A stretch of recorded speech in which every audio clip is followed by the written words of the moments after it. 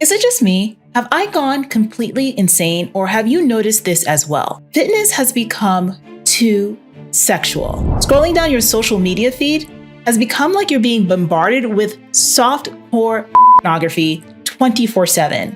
And I don't know about you, but personally, I'm kind of sick of it. And to be honest with you, as someone who has a passion for fitness, who's been in this industry since 1997, it leaves me wondering in what direction fitness is heading into 2023 and beyond.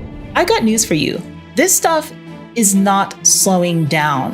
And I want to speak up about it today because I feel that as someone who has a platform that's really dedicated to helping women and helping men as well to truly rewrite their stories through a better approach to fitness, somebody's got to say something. Nobody seems to be talking about this in the industry. And at the time that I'm recording this video, we are right now sitting at the precipice of the new year. And so many of you are going to be making resolutions to get yourself healthier, to get back on the right track, to feel more empowered in your life by taking care of your body. And when you're out there looking for motivation, what you're going to see is not just that stuff, but also this constant message that in order to be fit, that you have to expose yourself.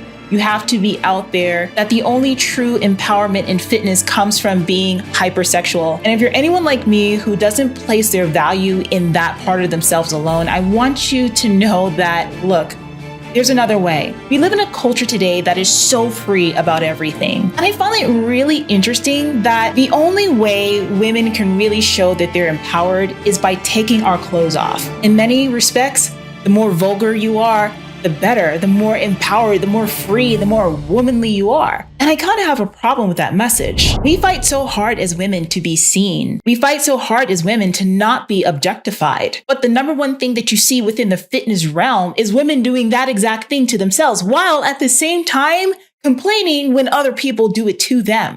We're going to get into that in a moment. But the core thing that bothers me about all this, fitness is no longer an arena where health is celebrated. Instead, we glorify the achievement of unrealistic beauty standards at all costs. What do I mean by this? Well, women risk life-threatening surgeries like BBLs, liposuction, and body sculpting for quick results versus healthy eating habits. I cannot tell you how many times as a fitness professional that I have people coming to me asking if they could spot reduce a certain area of their body, build one specific area of their body, and if they can't achieve that, if they should just do surgery instead of the work that it takes to be healthier. So many women today are just so much more apt to turn to surgery as their first move versus getting on a diet and training program just because it's easier. And let's be honest here, it's absolutely insane. But there's another seedy side to this. Most influencers have had these surgeries without disclosing them to their followers, setting unrealistic standards while selling them lies.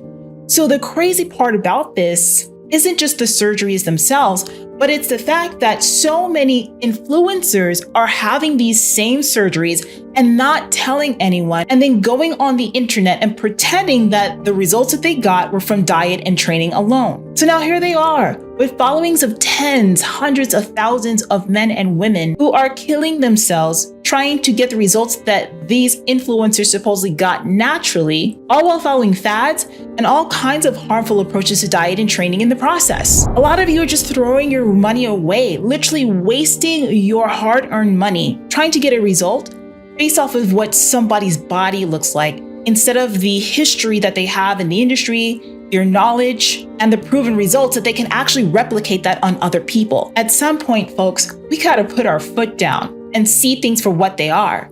But that's not the only problem. Here's another thing that I'm going to go ahead, rip the Band-Aid off, and just put right out there. Women have created this insane double standard online. It's okay for me to objectify myself, but don't you dare objectify me.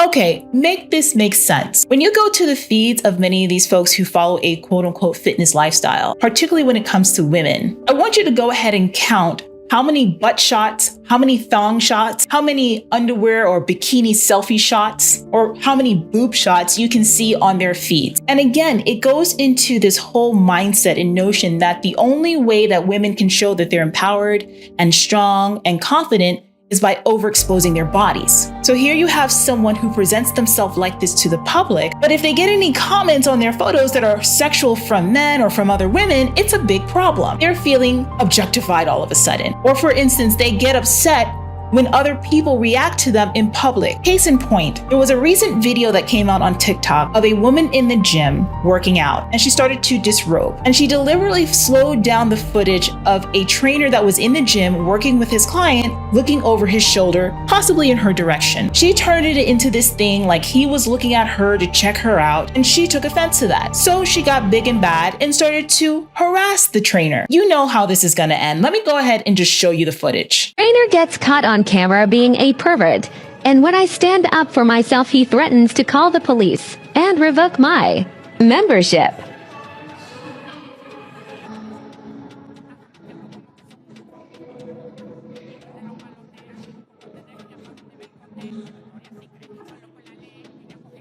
You need something?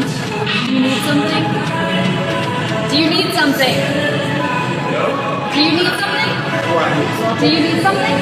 No. Okay, I thought so.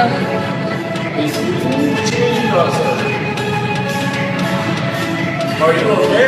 Keep it pushing. If you're getting rude, you can leave. Nobody was looking at you any type of way. Nobody was looking at you, ma'am. And if you're going to disrobe in the gym, yes, people are going to look at you. I'm going to look at you. And I ain't looking at you in no sexual way. It's just the absolute cognitive dissonance that a lot of these folks have. And I've seen this time and again from influencers all over the internet. You go to the gym with a camel toe and an atomic wedgie, video recording yourself doing exercises, and then you're going to complain when people are looking at you at the gym. Please make it make sense. The amount of cognitive dissonance that so many folks have today just drives me absolutely insane. It makes me wonder if maybe I'm the one that's insane. Look, I'm the last person who has a problem with the human body. I love the human body and the machine that it is, this wonderful creature. As a professional dancer, the one thing that I know is, honey, there's no modesty in theater. So I don't have a problem with nudity, and I also don't have a problem with sensuality. But I do think that there is a line between what is raunchy and what's not. And what we're seeing today in fitness is quite frankly raunchy. The next problem with the pornification and the hypersexualization of fitness is the increase of body dysmorphia, eating disorders, and depression that is on the rise in both men and women today, particularly those who spend a lot of time on social media. A lot of the research that's out there focuses on young women, especially young teen girls. But there are countless studies that have been done that show that young men,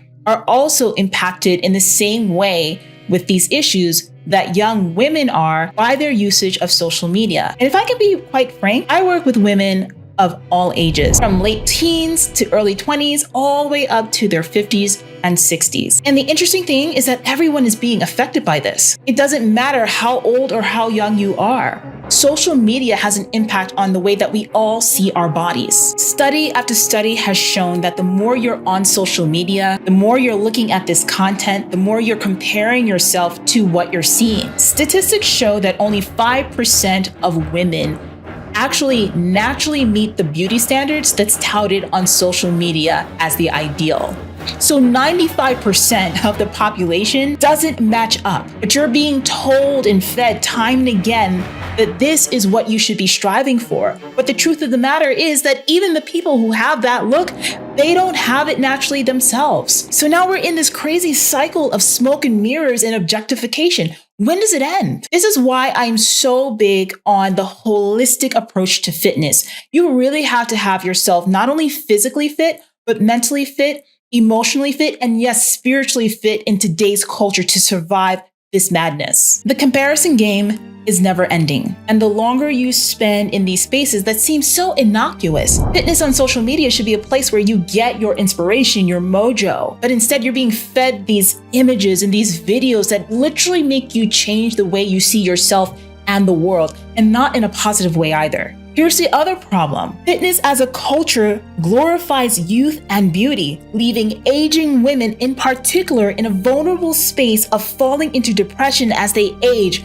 because society tells them that they're worthless. Now, I have talked about this time and again here on my channel. This year, we have seen so many self-inflicted deaths of celebrities who should be impervious to this culture and to this messaging. You would think. Two women in particular come to mind. The first one being supermodel Stella Tennant, who ended her life at the age of 50 because she felt that she had no place in the world and in an industry and a career that she's known her whole life. She felt she was put out to pasture and that there's no other reason for her to live. Another celebrity, 2019 Miss USA, Chesley Christ, ended her own life right after she talked about her struggles with aging and turning 30 years old. Our culture is so youth obsessed. We place so much value in the opinions and the looks and the lifestyle of those who are just starting their lives, while telling people that as they age, as they mature, as they get better, as they get wiser, that they are not important. And that message is especially given to women. As soon as you hit the age of 30, you're over the hill. Forget if you live to even see 40, 50, or 60 or beyond.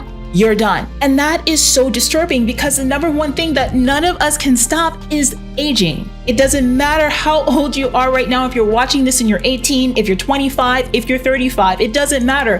One day, honey, you're going to be 40, you're going to be 45, you're going to be 50, and that industry is going to put you out to pasture. Fitness should be a place where each of us can find our niche and go with it to see how the body can get better and better with age, how we can take control of the aging process to a degree and make sure that we are living the best lives that we can, that we can still continue to move, that we can live long enough to see our children and grandchildren grow. But that's not what's being touted here. Instead, fitness is about twerking and a TNA show. What are we doing? What kind of message are we really sending out there? And all of this is made worse by celebrity culture. Celebrity culture has a pulse on the way women in particular must look, and it does so with dangerous trends. Kim Kardashian is a great example. For a better portion of over a decade, Kim Kardashian has single-handedly changed the way that women's bodies are appreciated in our culture. A body type that's normal for women like myself who have naturally curvy legs, curvy glutes, small waist, that wasn't acceptable for most of all of our existence that we can ever remember. But when Kim Kardashian came on the scene, she made it acceptable in today's culture, whether you like that fact or not. She created a multi-billion-dollar business not only for herself, but it influenced her family as well and helped them to accumulate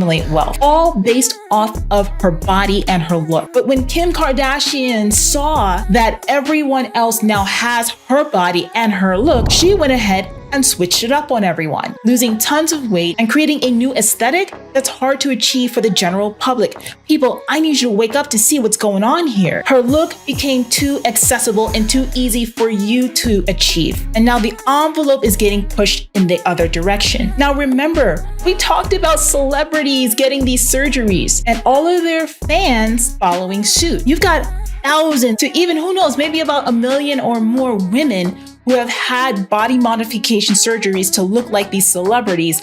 And now that the trends are changing, they're either stuck with these bodies if they can't change it, or they're gonna go chase the carrot in the other direction now. And the crazy thing is that this has all been wrapped up into fitness culture. Everybody wants to know what Kim's new diet is. What's Khloe Kardashian eating this week? What is this celebrity doing in the gym? They're not doing a damn thing. They're just laying up on a table. Let's be real here. So all of this, again, having a huge impact on what we define as fitness today. And as a fitness professional on the outside looking in, I just think it's all insane. What I see is that fitness is no longer about health and longevity. It's about ego, lust, objectification, quick fixes, and a complete dishonor of your body.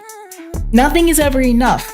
Nothing is ever perfect. And that's what I think is the biggest tragedy in all of this. I got into fitness because I love the body. I love learning about the body. I spent countless hours studying anatomy, kinesiology, endocrinology, exercise science, nutrition science, program design, and more, just to be able to help people to change their lives for the better, to help them move better, to help them to live longer. So to see this industry that I've dedicated so much of my life to since 1997 deteriorate into something that looks like it came off the pages of Hustler magazine It really frustrates me. And I know that if as a fitness professional, it frustrates me, I know it's gotta be frustrating a lot of you out there who are just trying to do your best, who are just trying to change your life. You're trying to lose weight and do it in a healthy way, but all you're bombarded with are quick fixes, pills, magic potions, waist trainers, booty exercises, and these unrealistic standards of beauty from influencers who can't even upkeep these things themselves naturally. And it's going to be interesting to see in the next couple of years as these young influencers age, how they handle that transition in life. Because I know even for me at my age, what I thought about fitness and how I approached it was so different at 21 than it was at 31. It's completely different.